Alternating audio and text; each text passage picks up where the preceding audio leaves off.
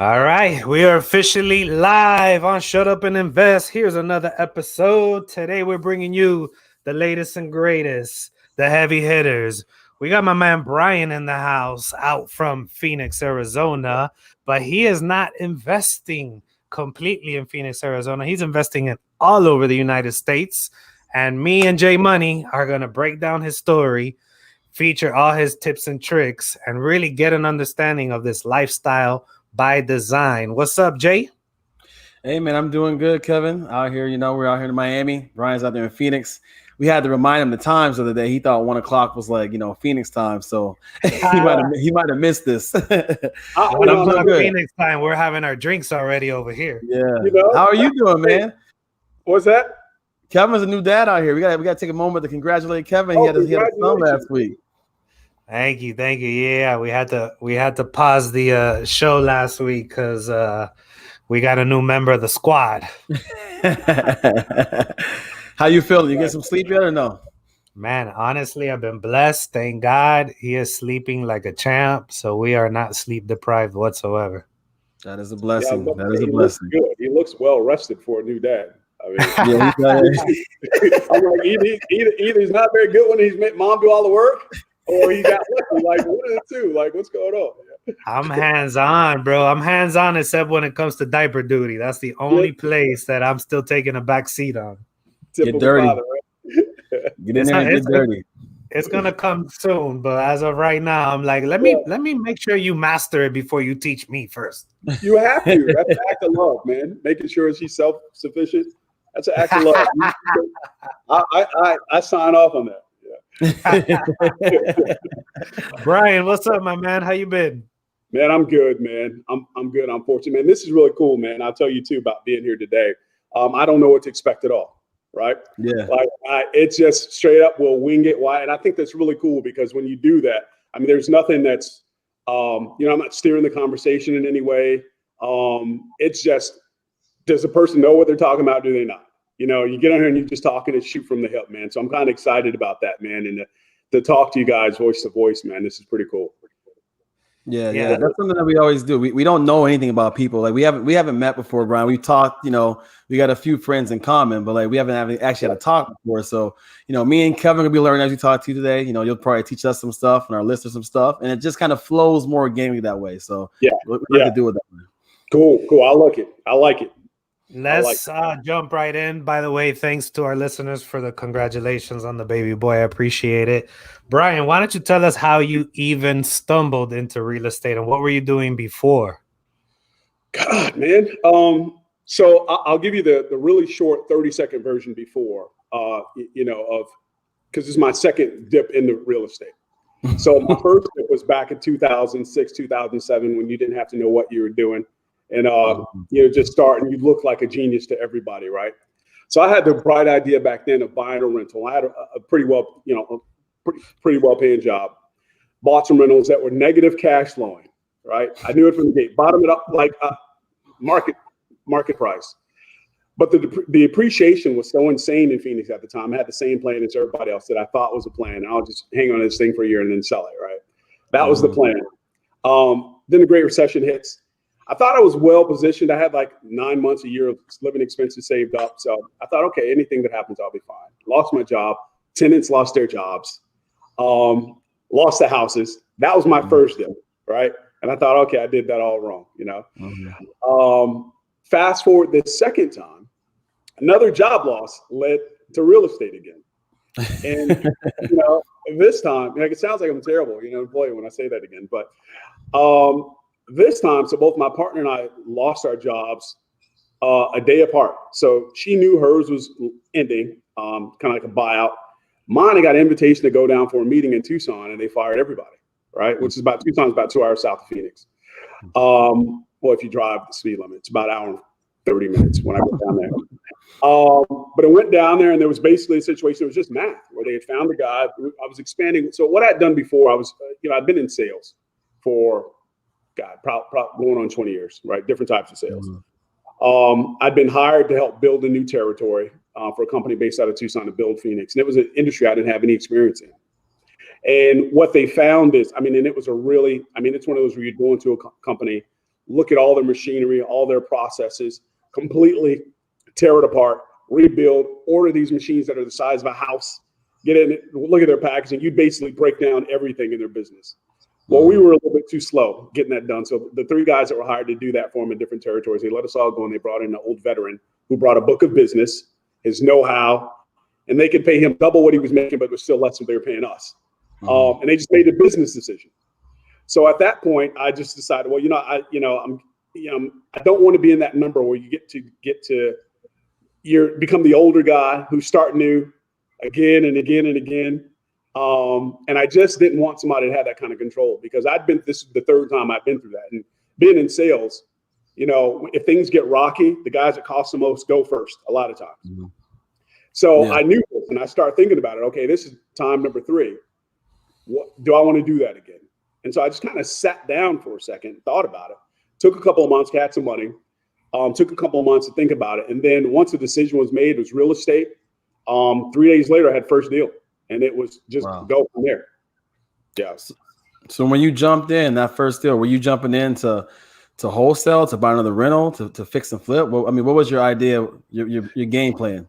No, man, it was a flip it, because that's all I knew. I'd never even heard of wholesale. It wasn't even until after probably 2 years after buying that house that I realized it probably came from a wholesaler. Had no concept of what wholesaling was. I knew a guy who knew a guy back when everything was going well for everybody who was a flipper. I called him. He called a realtor friend of his. 3 days, we sat down and had lunch the very next day. We looked at the house the day after that. We bought it the day after that. It moved that quickly. And so the idea was, it was a super clean house. I had no concept of what a really bad house looked like. So we probably overimproved it. No experience. And it was a flip. Yeah, it was a flip. Jumped right in it. But our very first one was, I don't know if this is expensive for Miami, but the first house, we bought it for $405,000. It was super clean. Learned a whole lot about people in that thing. And then we ended up not making any money on it. In fact, losing some money. Right? That was the first thing, was just jump right in there. And that was the only time we've ever lost money, but it was an education, man. I always say, like, you're going to pay for your education, or you're going to pay for inexperience, but you're going to pay. Like, if you need to learn, you always pay, right? Yeah. Hey, experience is the best teacher too, Brian, I'll tell you what, I kind of want to, before we move on, stay on that point a little bit, because I think a lot of our listeners, based off of the messages and the conversations we've had with them, that's what they're mostly scared of. They're mostly scared of getting in that deal and losing money. You actually experienced it. How come it didn't derail you? How come it didn't stop you? I mean, was it a financial hit that really put your lifestyle in a whole different bracket? Like, talk to us a little bit about that moment, because really that's what everyone is worried about. Yeah, absolutely. Well, I'll start. I preface it. The first thing, I'm a little bit delusional, and I think everything I do is going to work. Right. That's the first thing. I might be a little, but like, even when it has no chance of working, I'm like, yeah, it'll work. Looks good. Yeah. I hope we get enough wins that they don't remember those. But I'll tell you, man, the honest reason why I continued, man, is I just did the math. Right. We ended up losing. So what we did with it, we couldn't sell it for what we thought we did. It was a higher end gated community. And the weird stuff that happens when you start flipping houses, they start building a subdivision right across the street in this kind of really like it kind of set off and away from off the beaten path, higher end subdivision. The houses that we were using as comps sold for about 510, but it was hilly. It was at the base of a mountain, and we didn't realize the ones that were selling for 500 or so were up on the hill with a better view of the city. So even though it was just 3-4 houses down, it had a view of the city. Oversight, didn't know, no experience. Then the construction started making a noise. We had to plant trees to try to, cut high noise, all that kind of stuff. Just a bunch of things happened that we could control. And when it was all said and done, selling it, we're looking at losing, I think, like $25K or something like that if we just needed to get out of it. We ended up holding it and renting it at a loss. Just made, we couldn't come to an agreement on selling it. The reason I did another one is because I did the math on what it would take me going back to work, finding a job to pay back that money. And the instant thought was, okay, this could eat up a quarter of your salary. For some people, that's half a year. It's more than half a year. So I did math, I can afford to not do another one. So my instant thought was, I got to do another one to make this money back. It's kind of like the guy that loses in Vegas, right? I said, okay, well, this money's gone. I'm accepting it. It's gone. I got to do another deal where I can make a big chunk of money to at least get a hold on that. And that was the reason why I didn't even give it a second thought about we got to do another one. Now, at this point, are you using your own money? Do you have private lending? What's the relationships on this deal looking like? Well, so that one, it was hard money. And I think the payment was it's like $3,000 a month, right? And we kept it for, I think, a full year. After we got done with it, we kept it an additional year. So a lot of the losses where we were just making sure we were paying this hard money lender. It was our first experience with a hard money lender. Yeah, and it just, I mean, you could do the math on that. You know, a year of that was just, it just wasn't a sound business decision. We found a renter, and the renter was paying $2,000 and $22, but we were losing $700-800 a month on this thing. Yeah, and at this point, that's in your local market, right? You weren't doing it virtually yet. Right. No. Yeah, that was here in Scottsdale, which is kind of a higher end part of the metro. I was going to say the city. It's its own city, but yeah. So that was here local, and I'll tell you, man. The only reason I figured out, so the realtor who who brought the deal to us, we called him and we said, "Hey, we need another house. Hey, we need another house. Hey, he can never bring us to another house." And I didn't understand that. I'm telling the guy, "Okay, the last time I just bought one with you, I sat down to lunch and bought a house. Like, I'm easy. Bring me another one." And it wasn't until later I realized we probably couldn't. He probably just attached the fee on top of a wholesaler's deal and then brought it to us. So he couldn't find another one. But at that time, I didn't know how any of this worked. I'll tell you how we started, man, was just listening to podcasts. There was no mentorship, no education. We were listening to Bigger Pockets. And, we're getting ready to go. We only discovered Bigger Pockets after a few other ways of trying to find deals didn't work, right? And so it was all our own money put in this thing at first, that coupled with the hard money guy. We didn't know anything about putting a secondary, somebody in second position or anything like that. So it was just our cash. And then we did a lot of work ourselves. What's that? You guys just jumped into fix and flips, right? So I mean, that's pretty hard for your first deal to do a fix and flip like that, especially a high end fix and flip. Did you have a crew already? Or you just said, "Hey, let's go"? No, we didn't have anything. Like literally 3 days, man. I like it. No, he was watching Armando Montalegro. He was watching flip that house on the A&E all the time, and just said, "Let me jump in the water." Yeah, let me jump. Look, they're doing it on TV. How hard could it be, right? So yeah, a common trait that I'm seeing with every one of our high level guests and people that are movers and shakers is action taken, even when you have uncertainty staring at you in your face. Yeah. I think that's true, man. I've talked to enough guys who I think that's the same thing. And, I think when you just feel like you can figure things out, there's that part where I say it's a little, there might be some delusion of, touch of, being deluded there. Because it felt like, well, I'm smart, I'll figure it out. That helps me and it hurts me, but, because sometimes you don't ask for help when you should, because I actually enjoy the figuring out process, right? Yeah, definitely. I enjoy the process. And then the other part of that is, I don't like feeling like I owe people anything, right? And that's the thing, that the personal thing I had to work on, where nobody can come back later and say, "Well, you wouldn't have done this if it wasn't for me," right? I had to work through that, because that was something that, initially I'd come from, I'd had a pretty good career in sales. So in my head, it's like, this is just will be a continuation. You can figure things out. One has nothing to do with the other, right? Yeah, but it's the mistake that a lot of us make, I think. And jumping in that right away, it was just, how hard could it be? And then you discover, I knew there was going to be some things with people, because I mean, when you deal with people are unpredictable, and people won't stop peopling. That's what they do. Right? We lost it. Oh man, we lost count. Yeah, but that was it, man. It's just jumped right in, because I didn't know what else to do, to be honest with you. I didn't want another gig. And I didn't want to be subjected to what happens with the company. What do they tell me is my fate is after this? So he's back. Look at that baby's already getting him, man.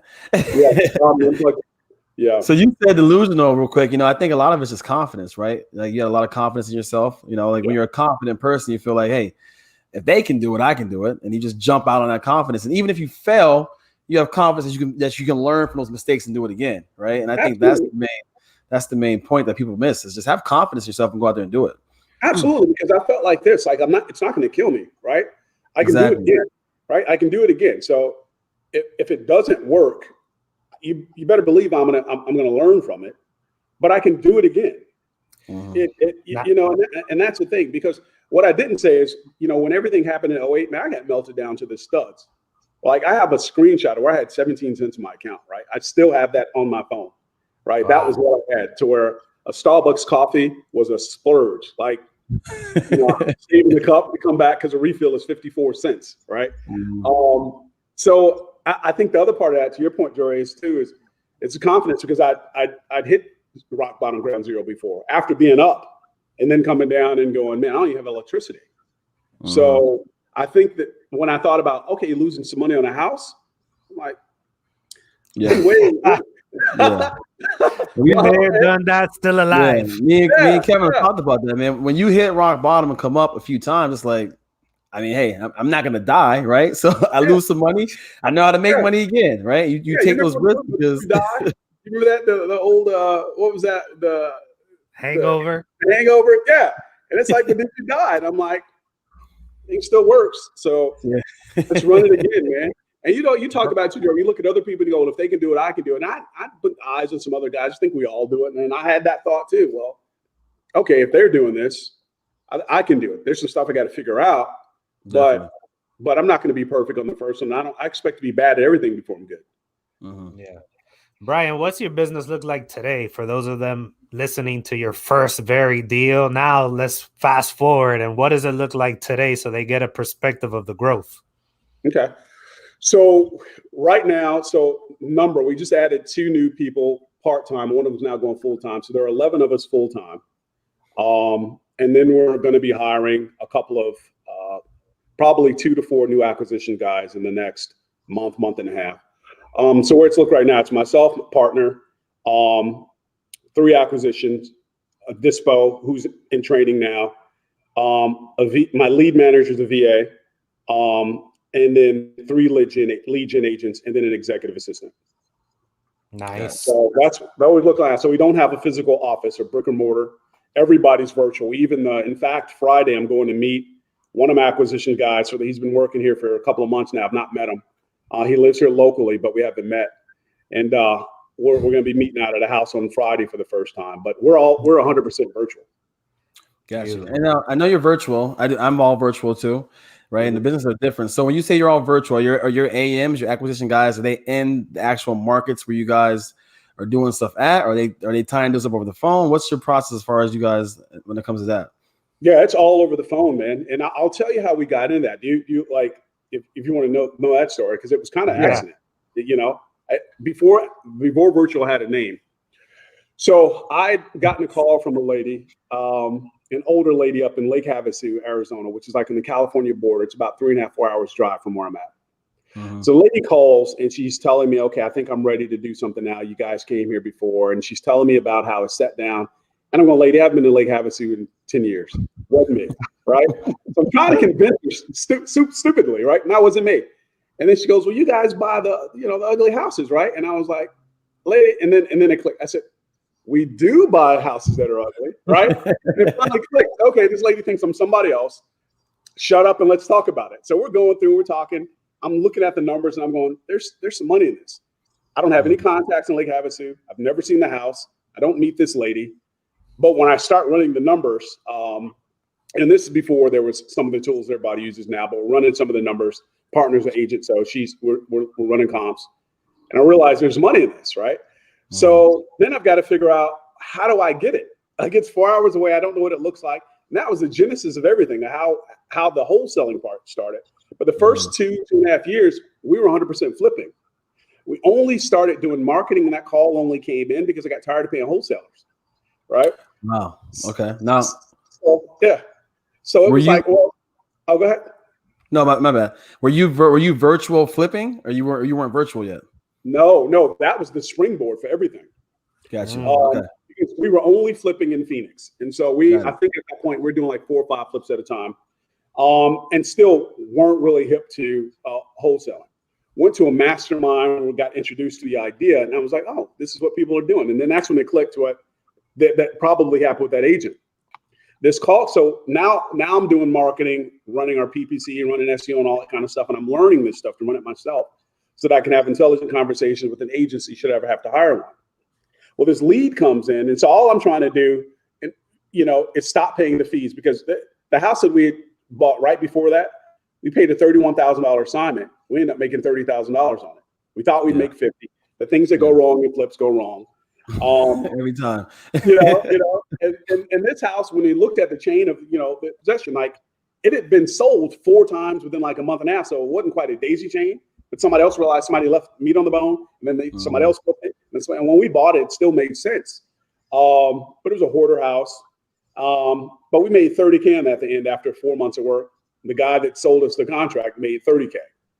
So my thinking was, well, if I'm going to spend $30K to get one, what if I learn how to do this and I spend $30K? How many deals can I get out of that same $30K?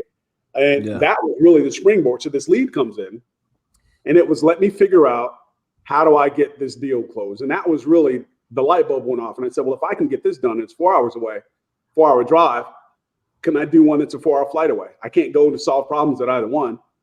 And then that was the switch in the thinking. That's when the virtual part started. So completely active. Got it. Now, how many markets are you in virtually? So we've flipped houses, like physically bought them and flipped them in 13 different cities. And we wholesale in about 21 cities right now. Wow. So most of it's concentrated in like 4 states. So Alabama, North Carolina, South Carolina, obviously here, Georgia, and then we dabbled in like Mississippi, but we've got a couple more that we're working on opening, and then probably once we get the new guys on, we have the bandwidth to handle them.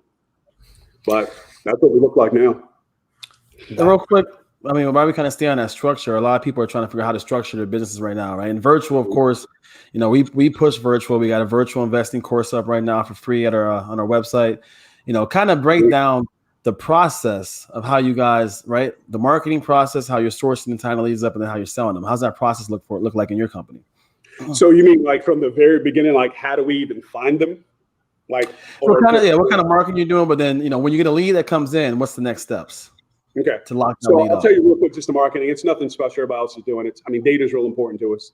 So I mean, that's really at the hub of everything. Like everything you do that works off of that. So we don't use any CRM that for marketing all that stuff. Everything is external that's fed in there. So we're doing some RVM still. We're doing some texting. We're doing cold calling. We're doing pay-per-click Google ads. We're doing Facebook ads. We're doing SEO. And then we're also doing some targeted mail for the guys that none of that other stuff works on. Definitely. So that's kind of I've never been a mail guy. We've sent mail, I think a total of, campaigns, that weren't targeted maybe 3 times. We just don't do mail.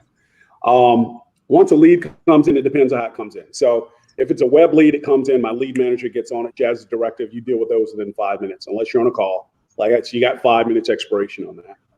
And the way it's built is, she's bonused on any lead that comes in that she manages and gets closed. She does all the pre-qualifying. She gauges motivation. She's even trained well enough. She used to run comps.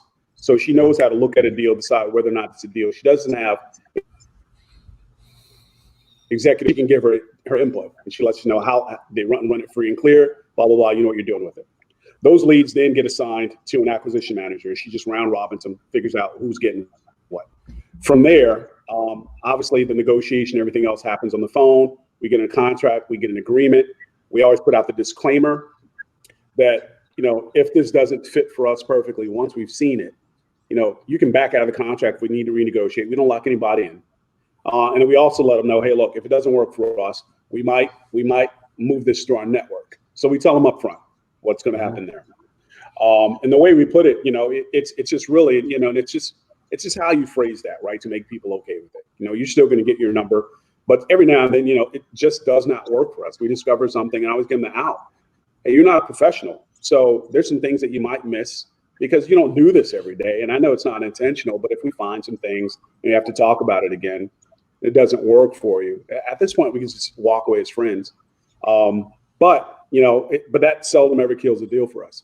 We just, if we find something we don't we'll talk about it. And it's real casual with people. It's a partnership. Once we have that done, then the next thing we do is we have them send us pictures. We get the contract, we have them send them pictures, right? The pictures that they send us really aren't necessarily, they're not what we're going to use for marketing, right? Mm-hmm. We have them send us pictures as a gauge of motivation, right?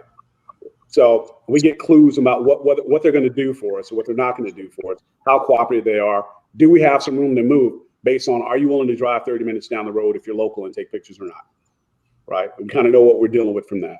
Mm-hmm. From there, once we get those pics and we don't see anything glaring, at that point, we'll then either hire, if we don't have anybody locally, and we'll get one of these services like We Go Look or something like that to go out and take a look at it. If we've got people, obviously boots on the ground, they'll go do it, take the pictures. And then depending on what the access process is like, and at that point, acquisitions is done. It then gets handed off, and our transaction coordinator / executive assistant then proceeds to set up a professional inspection if we need to. Or it goes into my partner, just starts working the dispo, starts creating the flyers in the shops, starts going through our line, and then it's just handed off to dispo. So all our acquisition handle is that very narrow look. Can I lock something up and then pass it off? If something gets bumpy, can I smooth it over? And that's all acquisition does. Once it moves on this one, then they're on to the next lead, right? They lock it up, on to the next lead.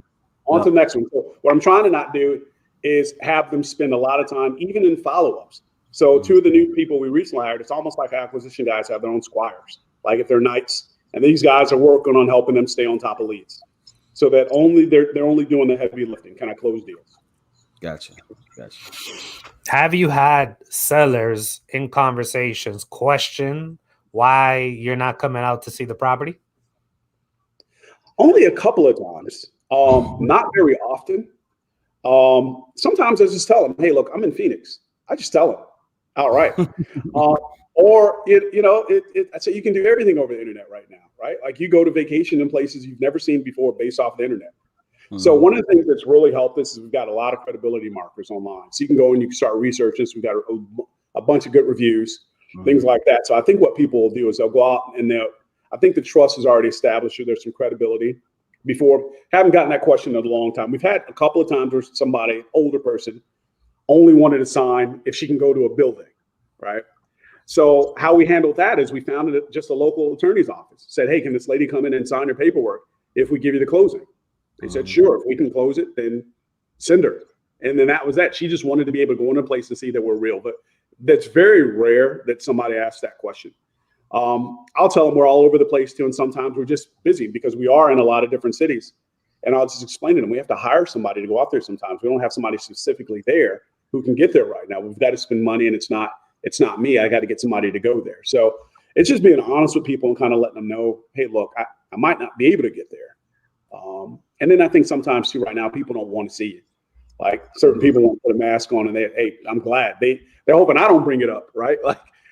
Yeah. I get a lot more now. Just like, hey, send me your offer. I haven't even seen the house yet. Just send me your offer. You get a lot of that from sellers nowadays. Yeah. They don't want to be bothered. And I think too, kind of with the proliferation of some of the tools out there. Before a couple of years ago, you didn't have as much. People didn't have the capability to go out and be in all these different markets like they do now. You had to kind of cobble it together and kind of find a way to do it. And now here's a tool. Just go and look in any city you want to. So I think that some of the sellers, they've been exposed enough to it now. It's getting normalized with some of the big iBuyers that it's a little bit less. Because I get that far less now than I did probably about a year and a half, 2 years ago. I think the iBuyers are helping us out, right? They're normalizing what we do, right? To the point where now it's like, okay, that's a process right now, right? So now it's not so much my realtor. It's like, well, Zillow, Open Door, these guys are already doing this. So we're just normal guys doing what they see normalized now. So that's a big boost for us.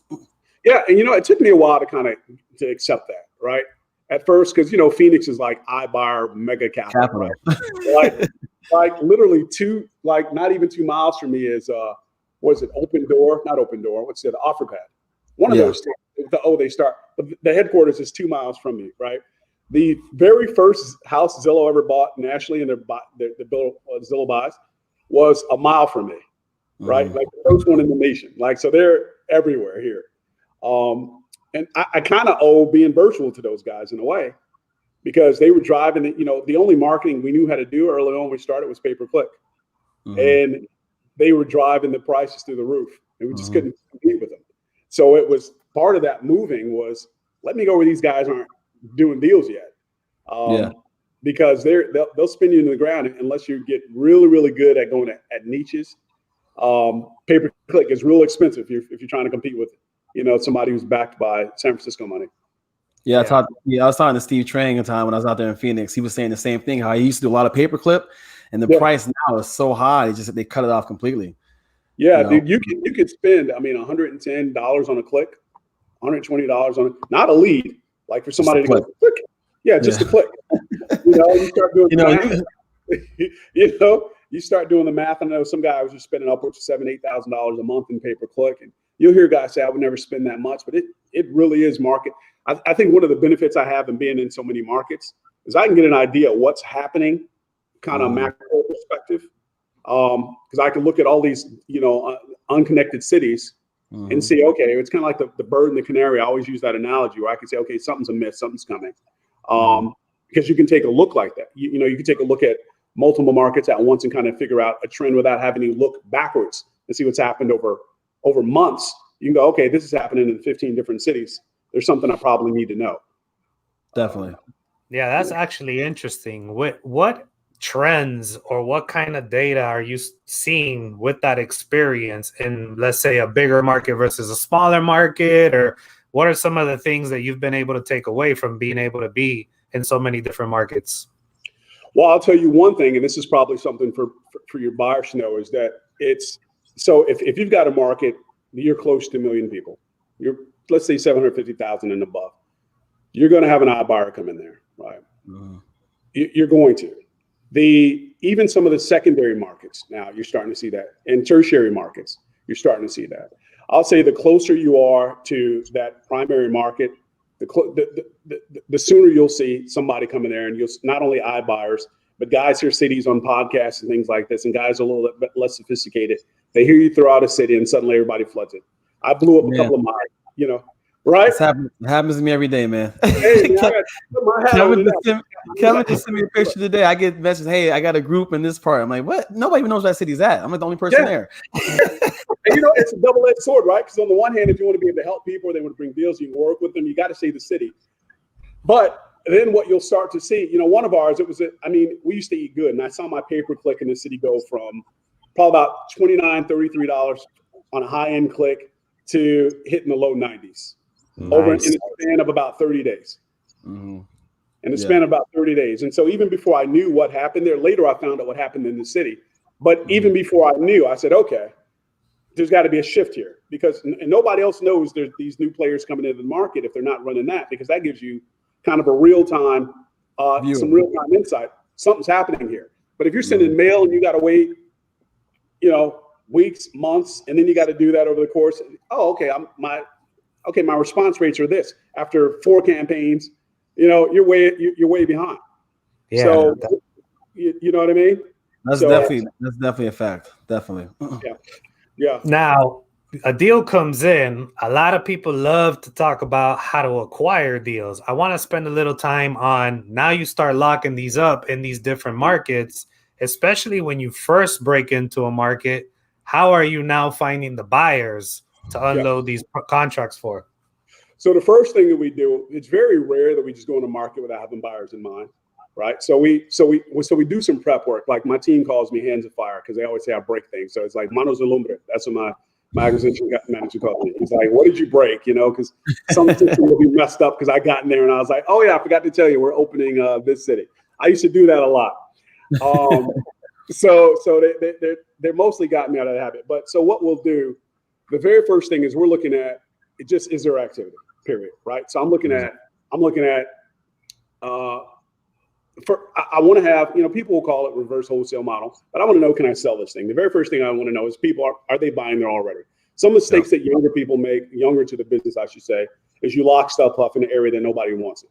You got this great deal. It's a great deal because nobody wants it, right? So you got a great number. It's not a great deal, but you got a great number. So the first thing we would say, we lock something up. We've already looked at, is there a good amount of activity in this city or this town, wherever it might be. From there, the very blast, all that kind of stuff. The very first thing we do is we're just looking at proximity. Who bought close to that? We already know what they buy, right? It's the same as if you were back in the day driving a neighborhood looking for dumpsters and go and talk to the guy at the house. So there's a dumpster. Okay, this guy's a buyer in this neighborhood. He's got a dumpster. He's flipping a house. It's doing the same thing now. It's just looking at buyers. He can pull that with. I don't know if you guys mentioned tools and all that kind of stuff what you do on the show, but I mean, so a lot of people like PropStream now. It's got some limitations, but I love it as a tool. It saved us. We were using 3 or 4 different tools to do some of the stuff on there. We use NAR RPR, because if you're an agent, you will still do that. So we'll use RPR. We still use, the list source hack that everybody knows now to work backwards on that. But the very first thing we're doing is proximity search. Who bought within, a half mile, a quarter mile from there? We don't send them a text. We don't send them an email. We skip them. We pick up the phone and we call them. We sold a deal like this about 3 weeks ago. It didn't go to anybody but this one guy. It was a condo. Turns out the guy had bought 7 other condos in this development. Who's our buyer? It's pretty obvious, right? So we called the guy. It was a low-end deal. We bought it for, I think we got it under contract for $20,000, and we sold it to this guy for $35,000, $36,000. And the dispo side was one phone call. Hey, you've bought a number of these. Do you want another one? That was it. If we can't find a buyer right there, they're not buying it, then obviously we just expand it out a little bit. And at that point, everybody who's close, up to maybe like the first 50, 100 people, those people get a phone call. From there, then it moves on to, other guys. But I'll tell you, the guys that we have in the queue already for a new area that we've gone to, we've already had conversations. So we actually run some pay-per-click in some markets to attract buyers. Like we actually are running campaigns for buyers, right? We've got one of our VAs who's more than the VA to us. She's team, but she just scrapes Facebook looking for buyers. Adds them constantly. And she's incentivized. I just sent her a surprise this morning. She didn't know she's going to get, but her buyer that she adds. What she'll then do is reach out to them, send them a message. Her name is Love, in case anybody gets an email from Love or Facebook. She's a real person. Love. Like Facebook will block her. They're like, you're sending messages all these people you don't know, so they'll block her. It's funny. It's like, it's okay. It's not you. But so what she'll do is somebody's buying where we're buying, and she'll send them a message. Hey, this is what we do.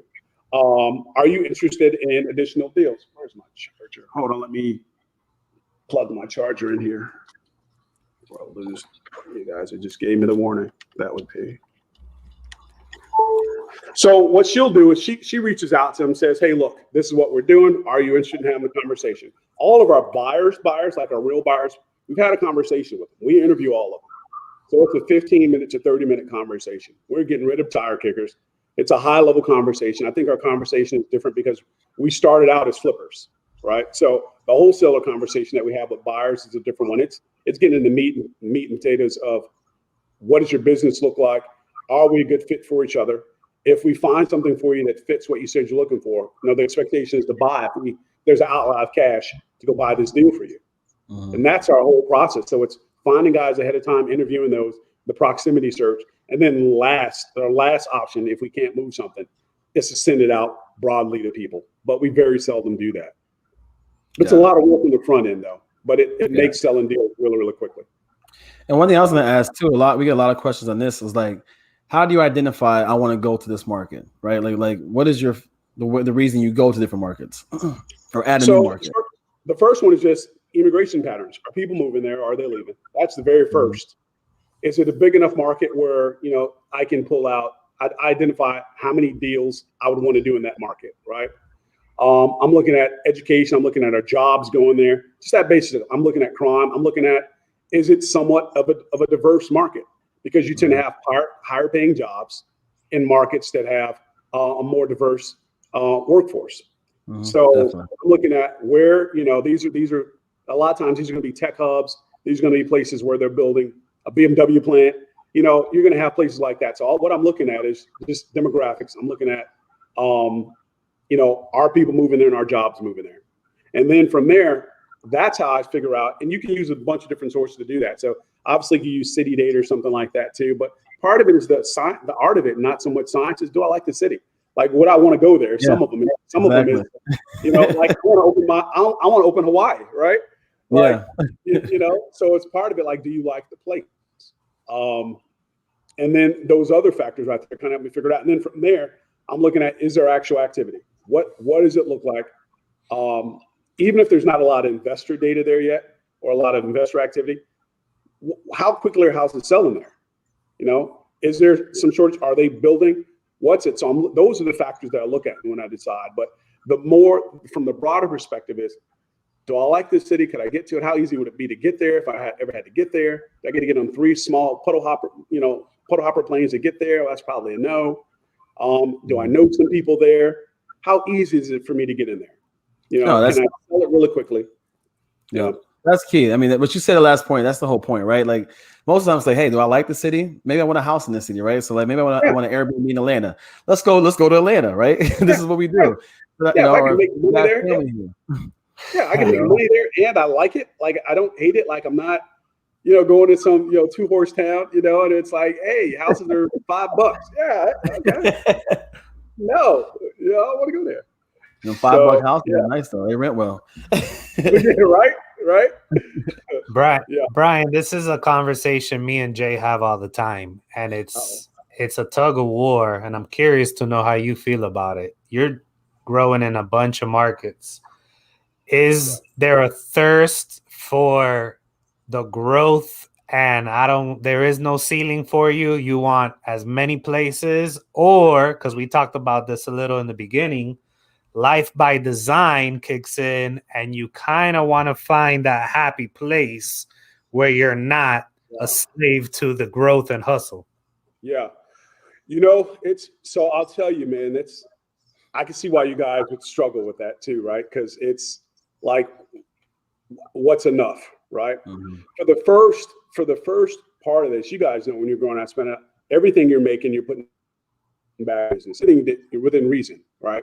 Mm-hmm. You realize, every time you grow a little bit, I read something the other day about the factors of 3 and 10, about every time you triple your business, you go, you're going to have these, your processes get blown up, everything breaks, right? Like the decision-making process from 1 person to 3 person now becomes, well, who delegates to who? Is there a hierarchy? What happens when something falls not neatly in a bucket, but in between 2 different cracks? Who's got to be called in to make a mission critical decision, right? And then you triple that and you go to 9, and then you go more and you go, okay, I can see how this could get hairy. I think for me, the goal was never to have the biggest business, right? The goal was, it was to be able to have something that supports, I was really, really heavily influenced by Tim Ferriss's The 4-Hour Workweek. I read that probably, maybe a decade ago. I don't know how old the book is. But I always had jobs that I worked from home. Even when I was in a sales job, my home base, I didn't have an office. Even when I worked for mega corporations, I only had one job where I had to be there daily. And so I was accustomed to that. I think people work more when they're at home, because if they enjoy doing what they're doing, and they also do it when they're in their like peak of concentration, and then they take breaks when they know they need to, right? For me, the idea when I named our company, it was to not have something that was regional. It was something that could apply across different markets. And so if we ever got to a point where the brand could carry itself and you could franchise out and still continue to proliferate without having to be hands-on and everything, that was the goal from the beginning, is to be able to at some point, I'll do the hard work of building something that people trust. And then I can leverage that out to other people down the road, because the idea wasn't to become a guy that's slave to the business. Now, I think I'll always be that to that because I like building stuff. Like, that's fun to me. But it would be starting something else versus being like trapped by this business. And just last week, I hear, hey, look, so many things ran without you today. Don't be insulted. Like, I don't want to insult you. And I thought, well, damn it. I'm not insulted. What do you think all the 15-hour days was for? Is to get to where I don't have to do 15-hour days. Like, I'm not insulted by it at all, but we're talking years of those long days. And so I think for me, the thing is to be able to balance and check ego. I think ego is the only thing that would make me want to have the biggest thing out there. Because, I'm around a lot of it, just in my local markets, I'm around a lot of it. And you think to yourself, I mean, I can do that. Right. But I think that's where you got to be careful, and you got to think, is what I'm doing because it's what I want to do, or is it ego and there's something I'm trying to prove to myself by doing what these other guys have done? Or do I want to be able to say, all my expenses are taken care of, whether I get out of bed or not. I can go and I can work in Bali for 3 months, because one day, the hourglass runs out, right? Do I want to spend it building this thing that when you leave behind doesn't matter to you at all? Or do I want to be mindful of, one day I'm not going to be able to jump off of this cliff into the water. I'm not going to, I'm not going to be able to do that stuff. So I better enjoy doing it now. And I think that's the override for me, that I have the tendency to want to excel and I'm a competitive guy, right? Like I tracked down everybody who used to beat me in basketball when I was a freshman in high school. It was a different story. I lost like 30 pounds, right? And I went and tracked people down, like the old movies, like call it everybody, let's go play. And I all of them, man. My old coach, true story, man. It was maniacal. It made no sense, but it made me feel good. Like Michael Jordan at the Hall of Fame speech. Bro, I tracked them down, man. I was like, hey, look, best friend from 8th grade, meet me up, and it was everybody. My older brother, I tracked down everybody, man. So it's time. It's time. It's about that time. So I've got that to wrestle with. But I think for me, man, it's just realizing, you get to a point where you just know time runs out, man. Time runs out. And, how much is enough is really the question for you, for me. Yeah. And it kind of keeps me from going completely crazy and maniacal most days, I think. Yeah. We got a question from Jarvis while he's sitting here listening to us. He's a brand new investor. He's asking for advice to get that first deal under his belt. So, Brian, if you could go back all the way in the beginning with the knowledge you got right now. Yeah. What would you tell Jarvis? The very first thing that I would do, man, and this guys say this, but I want to expand it a little bit further. The very first thing that I would do is find somebody who's already doing it and find out how you can add value to them. Most of the stuff you can figure out on your own. You can, if you're smart, you can listen. Like I said, there's so many podcasts now that weren't out there that just give you stuff for free that you would have had to pay $1,000 for preliminary information, just 3-4 years ago. But what hurts new guys and what keeps you from getting a deal right away is you don't understand time compression a lot of times, right? When somebody says, why would you pay somebody $5, $10, whatever, how many $1,000 for mentorship? And I'm not advocating that you go out and get a mentor in that way. But the reason you do it, the reason I've done it, is I say I can spend 2 years figuring this out, or I can get where I want to get in 6 months. And then how much money would I be losing on that last 18 months of that 2 years, figuring it out myself, where I can be in profit mode, right? Wow. So I'm always thinking in terms of time. So let me frame that first. Let me frame why I'm going to give the answer that I give with that thinking, okay? The very first thing I tell people when you're new is you only got 2 things to offer people. And most people that you meet, you've got time or money. And if you're new, you probably don't have any money, right? And if you're somebody who's got money, you're not new anymore, you have very little time. There's a lot of, with the mix up today, I moved 3 things because I got mixed up at the time today. And I was like, okay. And you got moved around, right? So guys who are already doing deals probably aren't going to have a whole lot of time. I've got a guy right now that's been in inbox. His name is Isaac, and the guy's followed up with me 4 times already this week. He's ready to get going.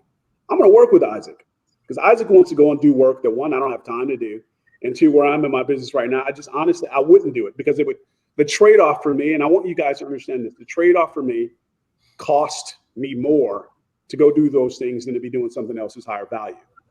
And the way I'll frame it for you so you understand that concept too is, think about if you say you make $100 an hour. And somebody wants to come and mow your lawn and they'll charge you $50. It takes you 2 hours to mow your lawn. Is it worth $200 to get your lawn mowed?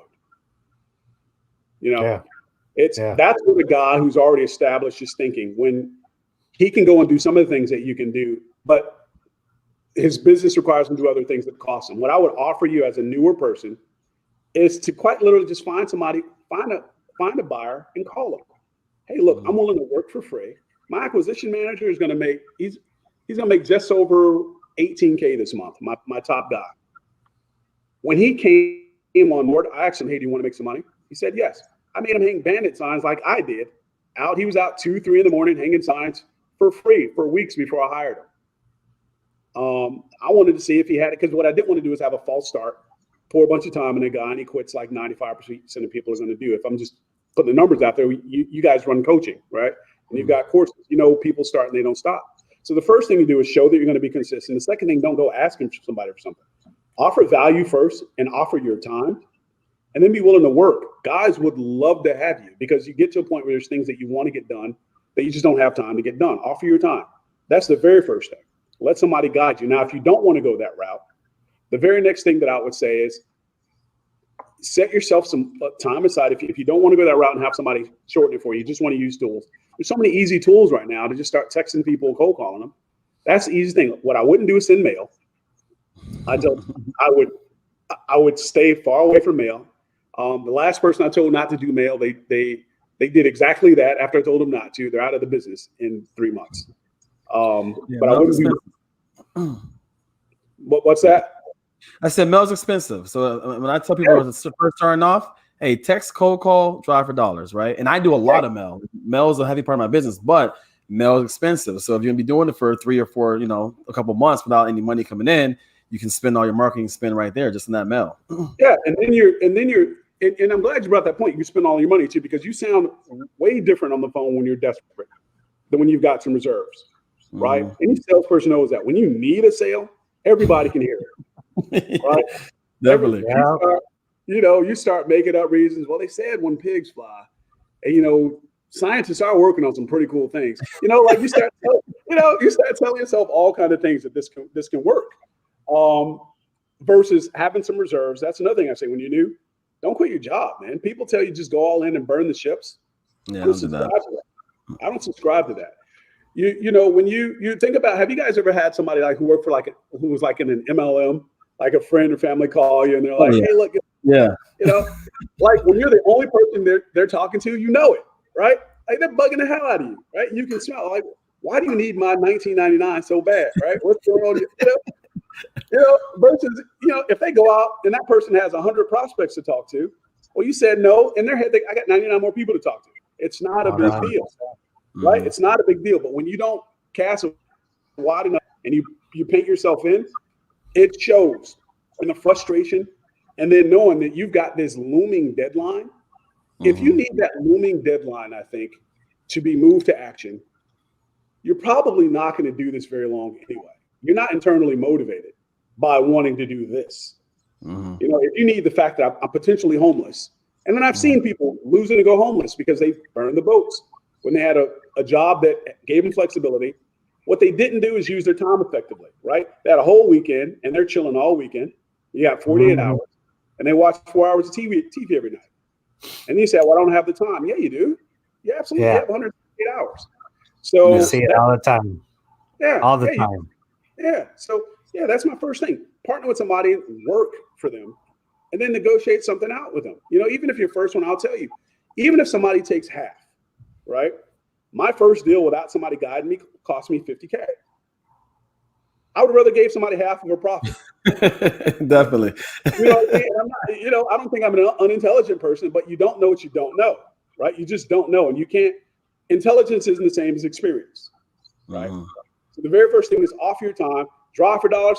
Actually, it's soothing to me to do that. I just don't have the time, right? If you can do that for somebody, do it. Bring them a deal and then have them walk you through it. What are we doing? Why are we doing that? Get education. I tell guys, if you do that for me, I'll mentor you. Or I can pay you an hourly wage. The majority of people say pay me the hourly wage because they don't get the value of being mentored. Yeah. So I'll tell you, the first thing you do is offer your time to somebody who doesn't have a lot of time. They'll snatch you up. They will absolutely snatch you up. I mean, what do you guys think about that? Like, that's great advice. That the person who comes and says, "Hey, look, I want to do what you need me to do," right? I just want to learn from you, and they show you that they really do it. That's the person that you kind of grab onto. Okay, like this guy, this girl, I can work with. But the ones who just asking you, "Hey, what's this? What's that? What's that? What's that? Help me with this. Help me with that." I mean, we're busy. How do you get started in wholesale? Did I have to write you a book? Like, what do you mean? How do you 10,000 hours and just give it all to you? All right, sure. I'll give you the magic answer right now. Like you don't want to be that guy, but if you get somebody this message, you want to just tell people, hey, look, this is the thing. And the other thing too, I would say when you're new, when you get that first deal, there are plenty of guys looking for you, right? Look and see who's actually buying stuff and then reach out to them. Don't just go to the guy that I'm talking to now. The guy offered to give him mentorship and the guy gave him archaic advice that may have worked 10 years ago. And he's been trying to get his first deal for a year. So make sure it's actually doing something now, right? And then the other thing is do your homework before you come, because when you show that you don't have intelligent questions to ask, and I know you haven't done any work, I know you're starting from less than ground zero. And not only am I going to have to teach you what we're doing, I've got to educate you too, because you weren't willing to educate yourself. So if you haven't taken the time to go out and the information is free. It's everywhere.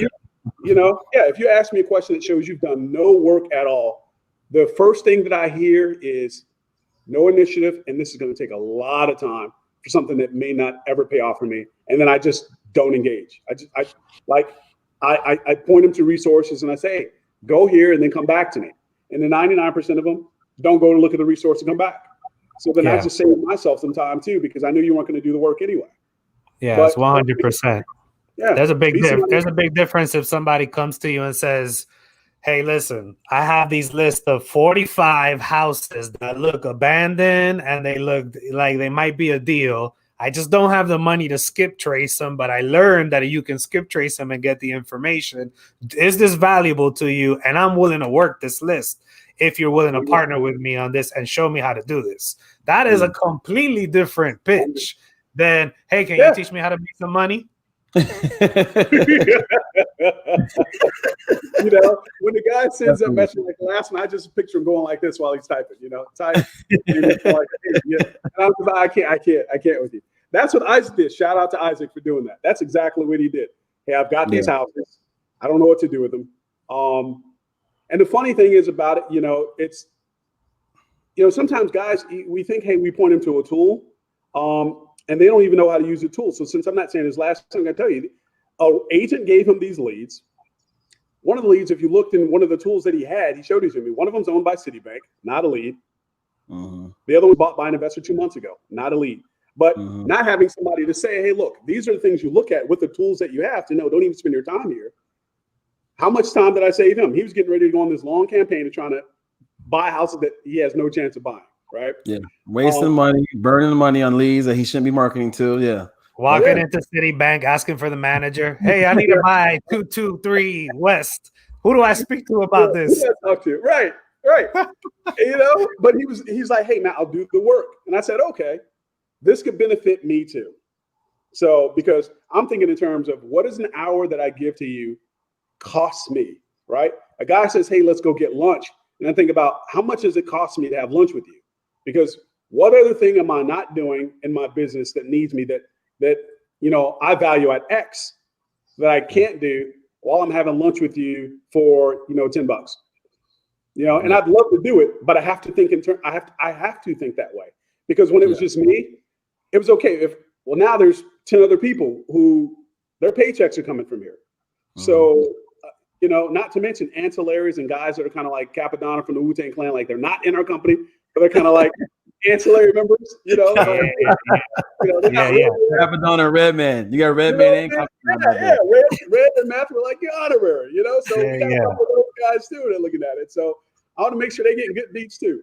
So you can't always go and do that with guys the way you want to, man. So that's how I think that's the easiest way to get your first deal. Is go out and show a guy who can convert it. I got a deal, because not everybody's on the up and up. Yeah, that's gold right there. Yeah.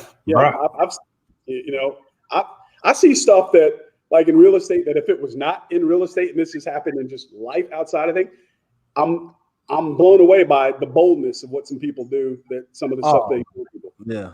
Like I'm trying to keep it clean about but some of the stuff you see guys do, it's I just have never been that motivated by money to do a lot of things that I see.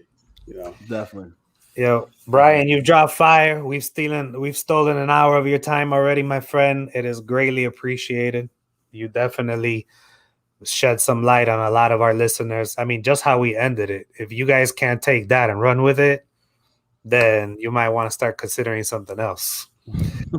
Brian, how can they get in contact with you if they want to, reach out, if they're in some of the markets you're in? How's the best point of contact? So the best, you can reach out to me on Facebook. I've got an Instagram, but I hate the name. It's stupid. I don't use Instagram that much, and I need to. So on Instagram, it's Laptop REI Guy, right? Or Laptop Guy REI, one of those with the underscores. I like that name. Yeah, but when you look at it, it's got the underscores and it looks weird, right? So I need somebody to give me a new Instagram name. I'm gonna be using that more. I've got some podcast stuff that I'm actually working on to myself. That until now nobody's actually talked about it. But right now, just reach out to me on Facebook. I mean, Facebook, or I check Instagram probably every other day, every couple of days. But just send me on Facebook. And the markets are, like I said, I mean, all over the Carolinas, both of them, Georgia, Arizona. We're doing some stuff, working on Cali, Memphis, and then we're in Alabama. Got it, man. Hey, I appreciate the time. I appreciate that we were able to make this happen. We went back and forth a little bit. I know you forgot to, but we made it happen, man. I wanted you to come on too because I'm always talking about virtual and just the kind of life by design and doing this business and enjoying your life, man. So like the point you made about how it's not the money thing, it's about being able to enjoy our life while we're here, man. I mean, if we all can say through this pandemic that if there ever was a time to just enjoy your life, because time's running out, now's the time to enjoy it. Absolutely. And if I could say this one last thing too, the very first wholesale that I closed was $25,000, and I was in Puerto Rico on the beach when it got locked up and everything. And how can I go back? Right? How can you go back to anything after that? Right there. I was like, wait, what? Okay, yeah. So it's possible, and the stuff that's important. If you can give your life to the stuff that's important to you, and not have to give it to the things that other people control, it just feels different. Monday feels different. Yeah, it does. Definitely, man. Appreciate it. All right, my brothers, I appreciate you guys. I appreciate the listeners. Share this with people you find valuable. Reach out to Brian. Let him know the value he brought into your lives. And as always, shut up and invest. I dig it.